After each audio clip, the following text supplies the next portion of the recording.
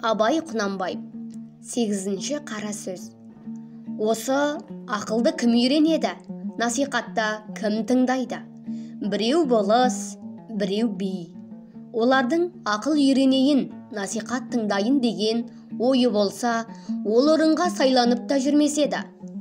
Олар өздері де үздіксіз кісіміз, өздеріміз біреуге үлгі беріп ақыл айтарлықпыз деп сайланды.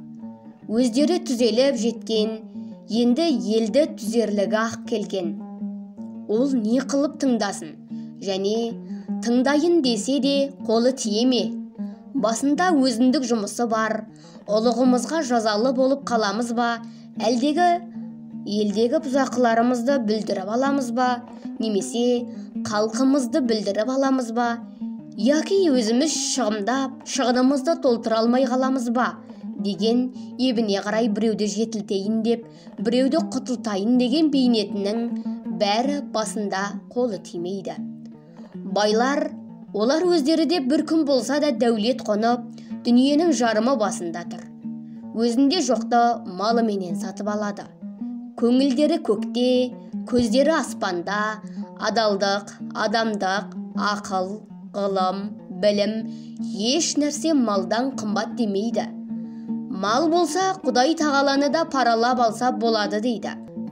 Оның діні, Құдайы, халқы, жұрты, білімі, ұяты, ары, жақыны, бәрі мал. Сөзді қайтып ұқсын. Оғайын десе де қолы тие ме?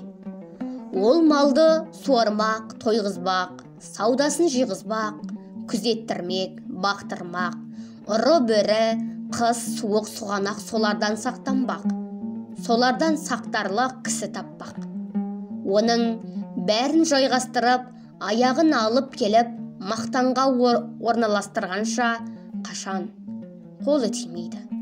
Енді ұры залым, сұм сұрқия өздері де тыңдамайды.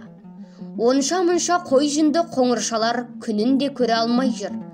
Аналар анадай болып тұрғанда, білім, ғылым, ақылды не қылсын? Және де білім, ғылым кедейге керегі жоқтаяқ.